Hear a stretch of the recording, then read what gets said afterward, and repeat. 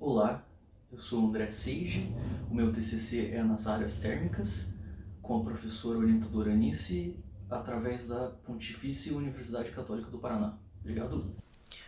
Estudo sobre a influência de manta térmica no aproveitamento de gases de escape através de módulos elétricos. Leis de emissões de poluentes cada vez mais rígidas e o cliente exigindo veículos cada vez mais econômicos, assim como a alta nos preços dos combustíveis, faz com que a demanda por motores com eficiência térmica maior cada vez mais importante.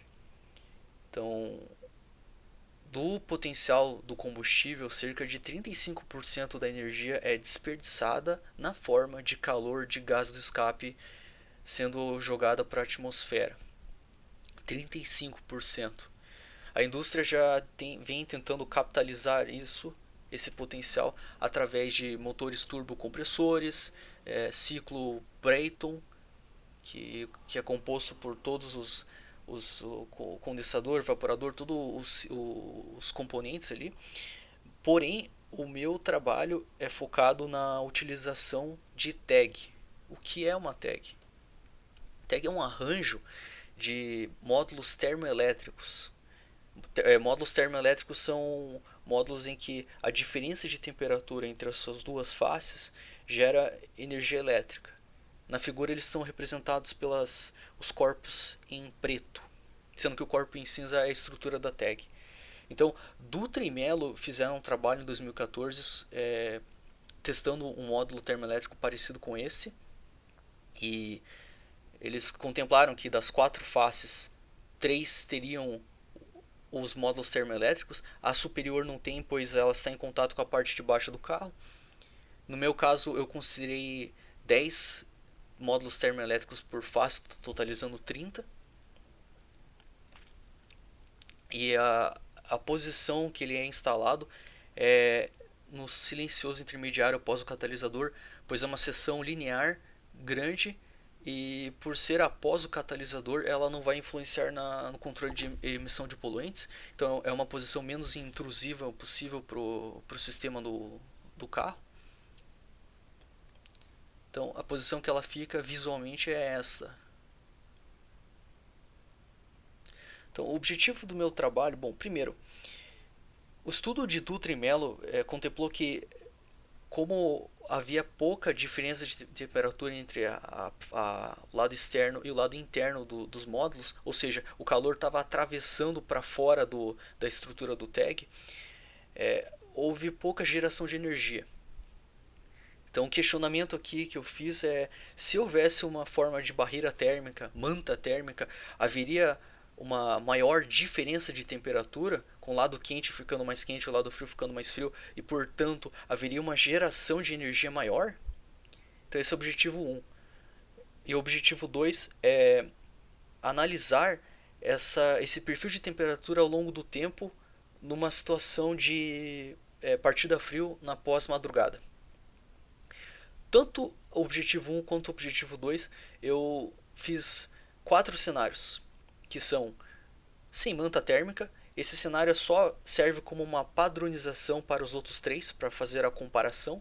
Então, sem manta térmica é basicamente só a tag em si, que é composta pelo o aço comum, e as três mantas térmicas.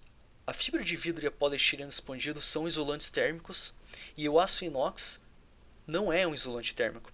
Porém, eu escolhi o aço inox pois ele é um intermediário entre um aço comum e os outros dois isolantes térmicos. Na figura, em roxo, representa a posição da manta térmica. Então ela envolve externamente a estrutura do tag, e ela tem o espaço para que comporte o próprio módulo termoelétrico, para que a face do módulo termoelétrico alcance a região externa, né? Então, objetivo 1, simulação 1, é que eu queria saber qual é o máximo de geração de energia possível. Então, eu queria uma condição otimizada. Ó. Então, regime permanente, veículo em movimento a 60 km por hora, pois é a velocidade comum do ciclo urbano. E a temperatura ambiente de 21 graus, pois é a média anual do Curitiba aqui. Então, toda essa análise foi feita usando os códigos no MATLAB. Mais tarde eu mostro a validação deles. Então, o único objetivo aqui era qual é o máximo de energia gerada. Então, para o objetivo 2, a simulação 2, eu quero analisar o perfil da temperatura ao longo do tempo. Então, num caso de partida a fio, madrugada curitibana. Então, o carro ficou na garagem em temperatura ambiente de 11 graus e ele começa a esquentar na partida a frio. E quanto tempo demora para que os 4 cenários atinjam uma temperatura satisfatória, né? Analisar o perfil da temperatura ao longo do tempo. Essa simulação foi feita usando o ANSYS versão de estudante, que vale ressaltar que tanto a simulação 1 quanto a simulação 2 eu considerei a temperatura de vizinhança como uma constante, e isso vai influenciar no resultado no final. Eu não tive acesso a um software que conseguia simular a temperatura de vizinhança como uma variável, e isso acabou influenciando o resultado. Bom, resultado da simulação 1. A simulação do qual é o máximo de energia que dá para gerar. Bom, como eu considerei regime permanente e as temperaturas de vizinhança como constantes, a geração de energia dos 4 cenários é a mesma, 84 watts. Mesmo com as temperaturas superficiais sendo diferentes. A razão para isso é porque realmente, como a temperatura de vizinhança é uma constante, todo o cálculo de balanço resulta na mesma geração. Porém, se não houvesse temperatura de vizinhança constante, fosse uma temperatura de vizinhança variável, o cenário, por exemplo, sem manta térmica, que possui uma temperatura de superficial externa muito maior que as outras, ele iria aquecer ou influenciar a temperatura da vizinhança externa, e a temperatura da vizinhança externa ia ficar maior, ia ficar mais alta, e com isso a geração de energia seria menor, por exemplo, do que se comparado ao fibra de vidro ou poliestireno expandido. Pois, segundo Vieira, são necessários 60 watts para manter o farol baixo em carga contínua, e segundo a Bosch, 90 watts. Então, para a simulação 2, eu considerei o 11 graus Celsius a partir da frio, madrugada curitibana. Então eu peguei todos essas variáveis e coloquei no algoritmo do MATLAB que eu usei na simulação 1, só para validar. Coloquei e dei esse resultado aqui. Então, em seguida, eu usei o ANSYS versão de estudante e botei as mesmas variáveis, e para o caso da sem manta térmica, eu tracei o perfil da temperatura ao longo do tempo, até 2000 segundos, e perceba que a curva começa a ter uma estabilização, uma assíntota horizontal, lá em torno de 630 graus mais ou menos.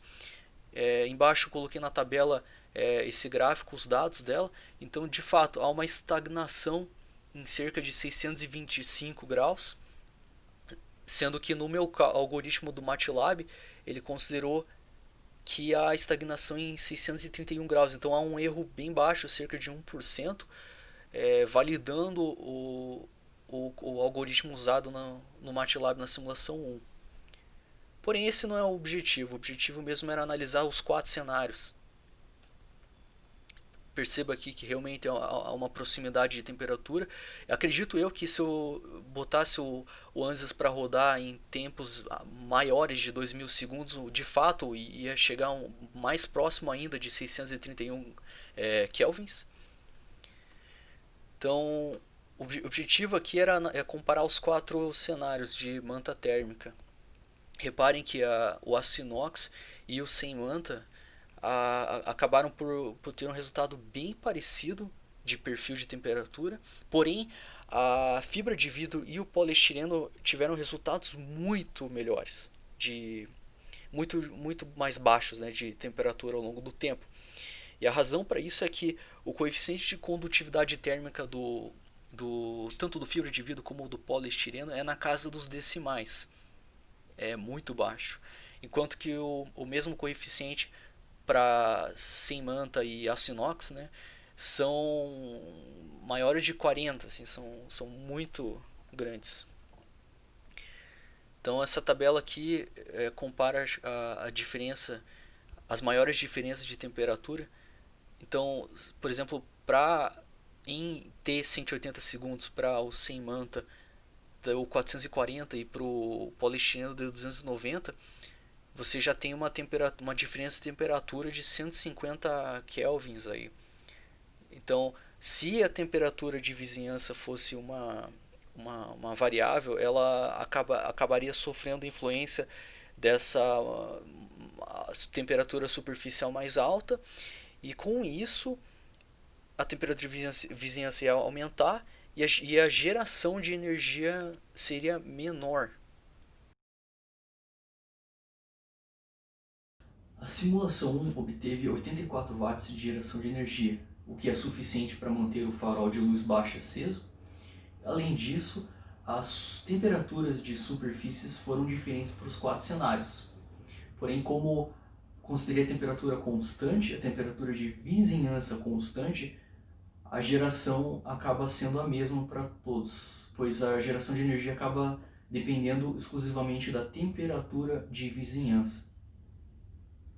Já para a simulação 2, os perfis de temperatura foram bem distintos. A maior diferença no final de 180 segundos foi entre o poliestireno e o sem manta, cerca de 150 kelvins de diferença. O que isso significa? Significa que com o sem manta haveria uma geração de energia menor, pois com uma temperatura superficial maior, ela iria aquecer a temperatura da vizinhança externa, e com a temperatura da vizinhança externa aquecida, iria diminuir a diferença de temperatura lado externo e lado interno. Então, geração de energia menor. Então, da mesma forma, com o poliestireno iria haver uma geração de energia maior. Então, tudo isso dependeria de ter um software que contemplasse temperatura de vizinhança variável, que eu, infelizmente, não tive acesso. Porém, interessante analisar que os perfis de temperatura são muito diferentes. Então, os isolantes térmicos obtiveram uma curva bem baixa ao longo dos 180 segundos, e o aço inox e o aço comum tiveram perfis de temperatura muito mais alto, o que por si só já significaria uma geração de temperatura menor, por causa da diferença de temperatura do lado externo e lado interno. Por último, eu queria agradecer a professora orientadora Anice, a professora da disciplina a Denise, a banca e a Pontifícia Universidade Católica do Paraná. Obrigado.